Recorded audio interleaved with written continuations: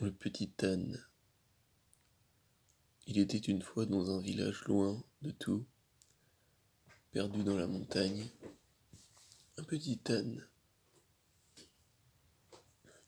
Il était tout gris, très sale et très maigre.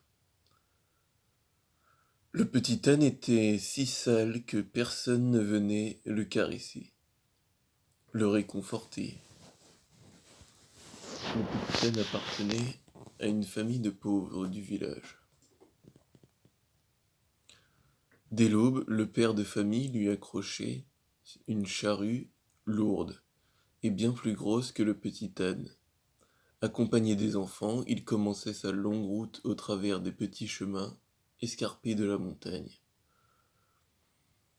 Le père, lui, avait plus mis de fer sur ses sabots depuis très longtemps. Ses pieds étaient écorchés. Le petit âne avait très mal. Il fallait arriver jusqu'au sommet de la montagne pour atteindre la source d'eau. Mais le petit âne était très faible. Il avança avec beaucoup de difficultés. Il ne sentait plus ses pattes. Plus il ralentissait, plus il recevait des coups de fouet des enfants. Une fois arrivé au sommet de la montagne, les enfants remplissaient les barils d'eau et chargeaient la charrue. Le petit âne devait alors repartir et tirer la lourde charrue.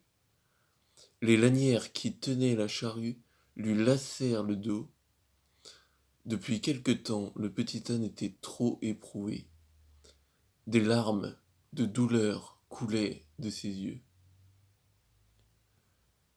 Les enfants lui donnaient de plus en plus de coups de fouet, l'insultaient, lui jetaient des coups de cailloux. Le petit âne était devenu très faible. Un matin, le petit âne ne se leva pas. Couché sur la paille, il n'avait plus de force. La famille fut privée d'eau ce jour-là. Le lendemain, les enfants partirent seuls chercher l'eau de la source. Chargés, ils rentrèrent le soir très tard. À la tombée de la nuit, ils étaient épuisés, ils avaient très mal au bras d'avoir porté les lourds barils d'eau. Ils comprirent alors la difficulté du travail du petit âne. Un immense sentiment de culpabilité les saisit.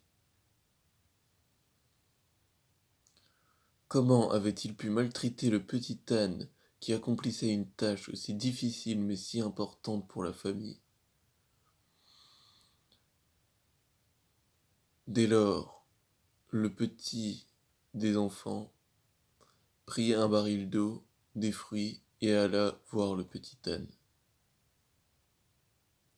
Si le petit âne n'avait pas été épuisé ou ne se serait pas montré épuisé, personne n'aurait su qu'il souffrait ainsi.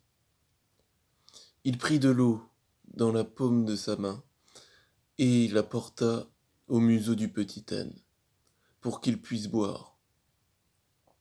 L'enfant éplucha les fruits et les coups en tout petits dés pour que le petit âne n'avait plus la force, parce que le petit âne n'avait plus de force à mâcher, pour marcher, mâcher, puis pour avaler les fruits.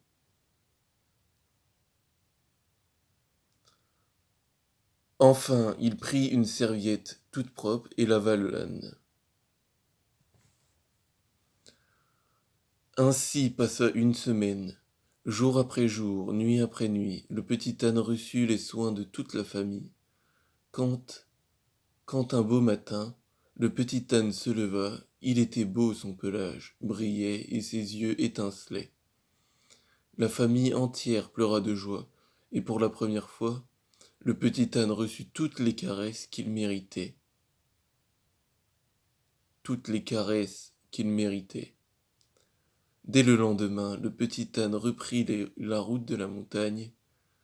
Le père de famille lui avait ferré ses sabots et les enfants le caressaient pour l'encourager. Le petit âne avait enfin le respect qui lui était dû.